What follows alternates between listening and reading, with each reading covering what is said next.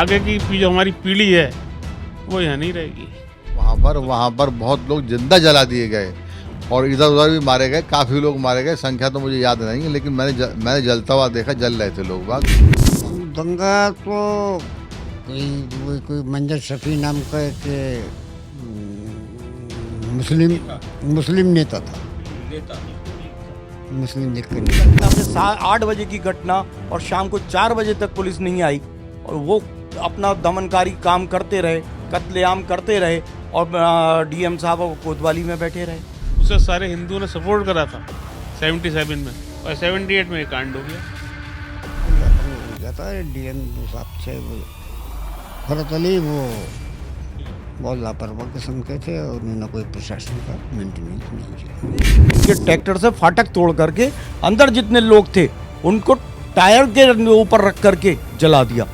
कि मुझसे कोई कुछ नहीं कहेगा, मेरा सबसे लेन देन है, व्यापारिक लेन देन है, उठना बैठना है, वो इसी निकालते हैं हमारे। घरों के अंदर कैद थे, मार्शल्ला लगा हुआ था, हम लोग बाहर नहीं निकल सकते थे। संभल में इस वक्त हमारी टीम मौजूद है ये जानने के लिए कि 1978 जिसका जिक्र विधानसभा में योगी आदित्यनाथ ने भी किया, उसका सच आखिर क्या है। 4 लोग इस वक्त आज मेरे साथ मौजूद हैं जिन्होंने वो 1978 का दंगा देखा। एक एक परत दर परत खोलेंगे 1978 में क्यों हुआ था, क्या हुआ था और उसके बाद का मंजर क्या था। सर आप सभी का बहुत बहुत स्वागत, आपने हमें वक्त दिया। आपका नाम सर? प्रदीप कुमार वर्मा जी बताइए उस वक्त क्या हुआ था 1978 में? 78 में बहुत बड़ा बलवा हुआ था, काफ़ी लोग मारे गए थे। मोहल्ला नखासा क्षेत्र है हमारे यहाँ, वहाँ मुरारी लाल का फड़ कहते हैं हम लोग। वहाँ पर बहुत लोग जिंदा जला दिए गए और इधर उधर भी मारे गए, काफ़ी लोग मारे गए, संख्या तो मुझे याद नहीं है, लेकिन मैंने जलता हुआ देखा, जल रहे थे लोग बाग।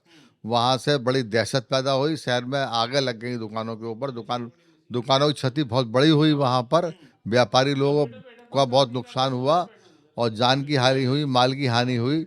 इसलिए लोग बाग हमारे दहशत की वजह से मोहल्ला हमारा प्लान करना शुरू कर दिया। एक एक करके सब लोग जाते रहे, उसमें हम भी चले आए वहाँ सर छोड़ करके। आपकी उम्र कितनी रही होगी सर उस वक्त? मैं सन 78 का किस्सा है, मेरी बर्थ सन 70 की है। मतलब 18 साल आपकी उम्र थी। 1900 मेरी उम्र है 54, 11 साल 54 की पैदाइश है मेरी। अब लगा लीजिए आप हिसाब कितनी उम्र रही होगी। तो आपने वो लोग जिंदा जलते हुए देखे थे, मतलब मार के जलाया गया था या जिंदा ही जलाया गया? जिंदा जलते हुए देखे थे, जिंदा जलाए गए, मरे हुए जलाए गए, ये पता नहीं मुझे, लेकिन मैं जल रही थी वहाँ पर। ठीक है। लोग जल रहे थे, मैंने अपनी आंखों से देखा था। और उसके बाद में वहाँ से आकर के हम लोगों को बड़ी दहशत पैदा हुई इस बात की और बड़ा डर रहा और थोड़े दिन वहाँ पर रहे, फिर उसके बाद प्लान शुरू कर दिया। अच्छा बताइए वहीं जो लोग थे उन्हें मारा गया या जो भी दिखाई दिया उसे मारा? न जो लोग वहाँ अंदर फंसे हुए थे उन्हें सबको मारे गए। उसमें तो शायद 2 आदमी निकल के बच के आ गए थे, जो नहीं दिखाई दिए छुप गए थे वहाँ पर। इतनी मुझे जानकारी है, इसके बाद में जो कुछ हुआ सब पता चल जाएगा, आगे बात करिए। बाबा जी आपका नाम? मेरा नाम विष्णु शरण रस्तोगी है। आपकी उम्र कितनी होगी? मेरी उम्र इस वक्त 82 साल है। वो दंगा क्यों हुआ था? दंगा तो कोई मंजर शफी नाम का एक मुस्लिम नेता था, नेता मुस्लिम लीग का नेता था। वो यहाँ डिग्री कॉलेज में कुछ उपाधियाँ बट रही थी मुस्लिम लड़कियों को, उस पर उसको आपत्ति थी, उसके विरोध में उसने बाजार बंद कराने का प्रयास किया। और वो चूँकि बाजार मेन ये हिंदू बहुल्य मार्केट है, मेन मार्केट, तो वो हिंदुओं ने बाजार बंद करने से एक पनवाड़ी था, उसने मना कर दिया और उस पर झगड़ा हुआ उस दुकानदार से, हिंदू दुकानदार से, और वो मारपीट हुई उनमें और वो उसने अफवाह फैला दी कि मुझे मार दिया। वो इस तरह से उस अफवाह से के कारण ये बाजार बंद सा हुई या भगदड़ मच गई। मैं अपनी दुकान बंद करके घर आ गया। आपकी दुकान वहीं बाजार में थी? हाँ, जहाँ ये वारदात हुई है उससे 200 मीटर दूर मेरी दुकान है। बंद करके फिर जब आप आए फिर आपको क्या पता चला? फिर हम घर आ गए, घर आके पता चला कि वो वहाँ बहुत भारी नरसंहार रुका है नकाशे में। कितने लोग मारे गए थे ताऊ जी उस वक्त? आदमी तो बहुत मारा गया था।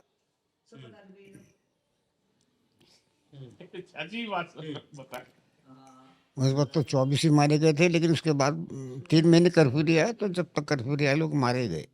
उस कर्फ्यू के दौरान कोई सुध लेने वाला नहीं था? प्रशासन तो यहाँ बिल्कुल अपंग हो जाता है। डीएम जो साहब थे वो फरत अली, वो बहुत लापरवाह किस्म के थे और उन्होंने कोई प्रशासन का मेंटेनेंस नहीं किया। ठीक, क्या नाम है आपका? नीतीश गर्ग। नीतीश गर्ग। आपकी उम्र कितनी थी उस वक्त? 15 साल। 15 साल। क्या हुआ था? शुरुआत क्यों, जैसे तमाम बात तो ये जो बता दी चाचा जी ने आपको वही हुई थी। उसके बाद उधर से ही जब फैलता हुआ उधर हमारे नकाशे तक पहुंच गया दंगा। और हमारे बाबा थे मामा बनवारी लाल जी, बस कई लोग उनके साथ फंस गए हमारे कारखाने में। वहाँ ट्रैक्टर से उन्होंने दरवाजा तोड़ दिया, उसमें घुस गए, मार दिया, जिंदा जला दिया। उन लोगों को कैसे पता चला कि यहाँ बहुत सारे लोग हैं? उन्हें तो पता था ही कि जो हम जितने भी शहर में जो भी गांव वाले आके बच गए थे, जो मार्केट करने आते हैं वो बच गए, तो उन्हें नहीं निकल पाए तो वो सीधे वहीं पहुंचे शरण लेने के लिए। तो इसे पता, सब आसपास सब मुस्लिम एरिया है ना, तो उन्हें तो पता ही था कि इसके अंदर घुसे हैं हिंदू। तो सब उन्हें वो तोड़ के मार दिया। उन्हें ये थी माँ बनवारी लाल जी को कि मुझसे कोई कुछ नहीं कहेगा, मेरा सबसे लेन देन है, व्यापारिक लेन देन है, उठना बैठना है। वो इसी मुगालते में मारे गए। अच्छा, जो हम मीडिया में सुनते हैं आजकल के उन्हें इसलिए मार दिया गया कि भाई जो तुमने लेन देन किया है कल तुम उसको ना मांगो। ना, कारण तो यही था कि हिंदू की वजह से मारे गए, मुसलमानों ने मार दिया। हाँ बस हिंदू मुस्लिम का दंगा था। हाँ। अच्छा, जो जिनका नाम लिया आपने अभी ये कॉलेज के लिए, ये जो पद चाहते थे, क्या मंजर शफी मंजर शफी, मुस्लिम लीग का लीडर था वो। मुस्लिम लीग का लीडर। कहाँ से शुरुआत की उन्होंने? तहसील से। तहसील में क्या करने के गए? साथ में डिग्री कॉलेज था, वहीं से बस तहसील पे आए। वो डीएम एसडीएम साहब से कुछ झगड़ा वगड़ा करा, और फिर बाजार बंद कराने चले। प्रमोद पनवाड़ी थे, उन्होंने बाजार बंद करने को मना, अपनी दुकान बंद करने को मना कर दिया। वहीं से झगड़े की स्टार्ट हो गया, वहीं से उन्होंने आगजनी शुरू कर दी। कुछ टाइटल वाइटल का झगड़ा था। टाइटल कैसा? उपाधि दी जाती है होली पे। होली, यहाँ पे होली पे लोगों को उपाधियाँ दी जाती हैं, मुस्लिमों में आपस मुस्लिमों ने हिंदुओं में। कुछ मुस्लिम को भी दी जाती है, जो मतलब प्रसिद्ध मुस्लिम है, नेता वगैरह, उन्हें दी जाती हैं। अब तो खैर प्रॉपर्टी बंद हो गई। नहीं, थोड़ा विस्तार से बताइए क्या टाइटल का क्या परिपाटी अब क्या इतना तो मुझे याद नहीं, टाइटल क्या था क्या नहीं था, इतना मुझे नहीं याद है। इतना सुना था मैंने तो, क्यों ज्यादा उम्र तो थी नहीं, 15 साल की उम्र थी। ये तो बाद में पता लगा कि साहब किस वजह झगड़ा हुआ, क्यों हुआ। बस ये पता कि हमारे कारखाने में झगड़ा हो गया था। बस हाँ, हमारा रसोईया था, वो बच के आया था हरिद्वार, तो उसने सारी कहानी बताई थी कि कैसे कैसे कैसे कैसे हो गया। अभी है वो? उनकी डेथ हो गई। अच्छा, आपका नाम क्या है सर?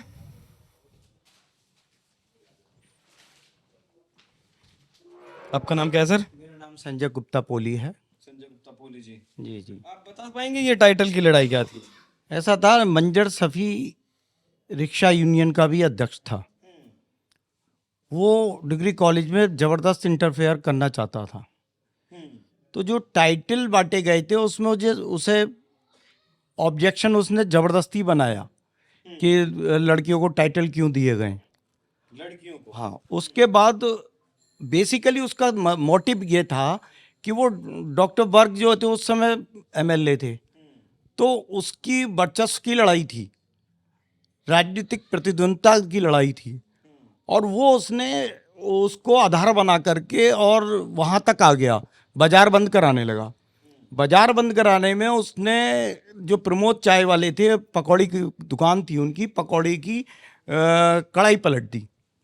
कढ़ाई पलटने से वो जल गए, उसमें तेल था। तो वहाँ से विवाद शुरू हुआ। उन्हें धक्का दिया मंजर सफ़ी को, तो मंजर सफ़ी ने वहाँ से ये उड़ा दी कि मंजर सफ़ी को मार लिया। और उधर वहाँ दीपा सराय से ये उड़ाई गई कि कल्लू ट्रांसपोर्टर, जो खटिया ट्रांसपोर्टर है, वो मारा गया।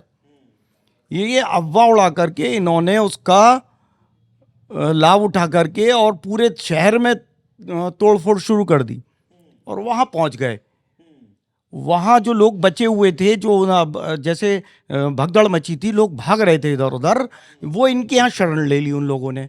और इनके यहाँ जो कर्मचारी थे वो भी वहाँ पर अंदर थे। तो मामा जी उस समय अंदर घुसे, तो वो उनको भी अंदर ट्रैक्टर तोड़ करके, इनके ट्रैक्टर से फाटक तोड़ करके अंदर जितने लोग थे उनको टायर के ऊपर रख करके जला दिया। 20-25 लोगों को तो टायर के ऊपर रख के जलाया, किसी का अंग काट दिया, किसी का कुछ करा, और किसी का कोई भी बॉडी पूरी नहीं मिली, सबको अंग काट काट के उसी टायरों में डालते गए।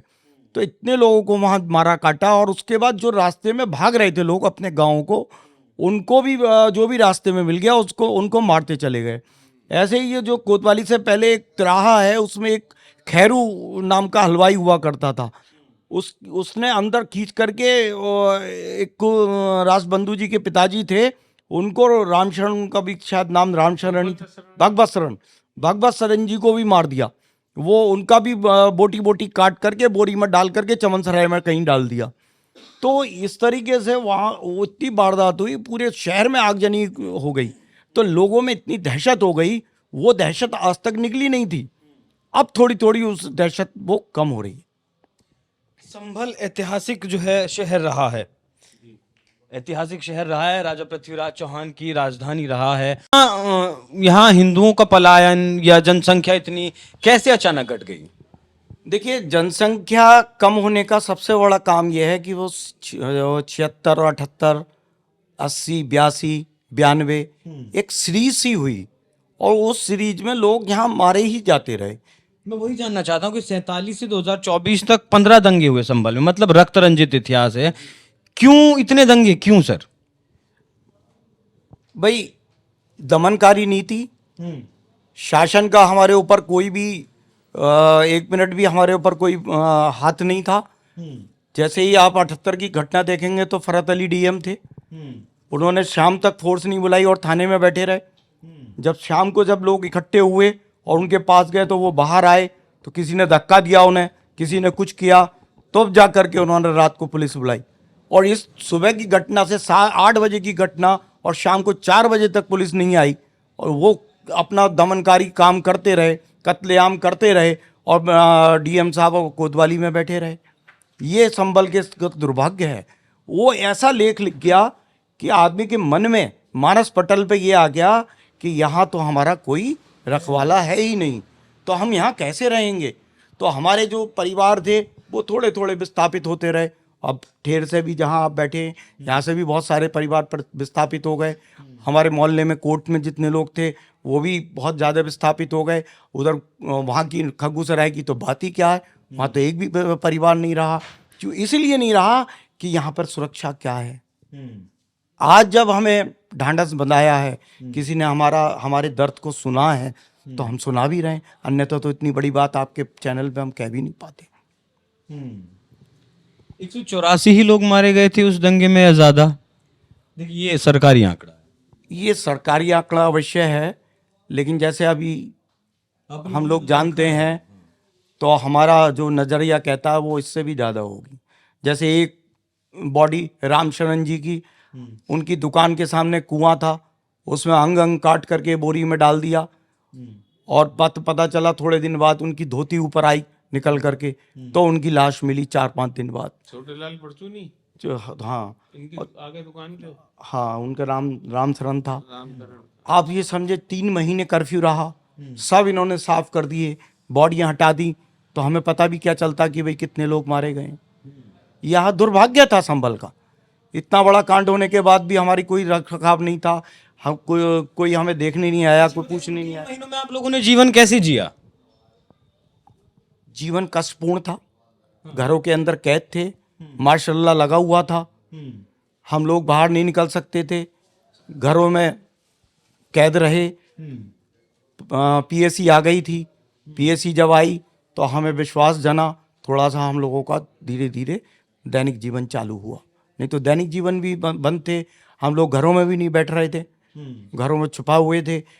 भाई, हम लोगों के पास उस समय किसी के पास असले भी नहीं थे, जो लाइसेंस हो, कुछ भी नहीं था, क्योंकि हम लोग तो सामान्य जीवन जी रहे थे। कोई हम लोगों को ये पता थोड़ी था कि इतना बड़ा कांड हो जाएगा। ये दर्द भरी कहानी है।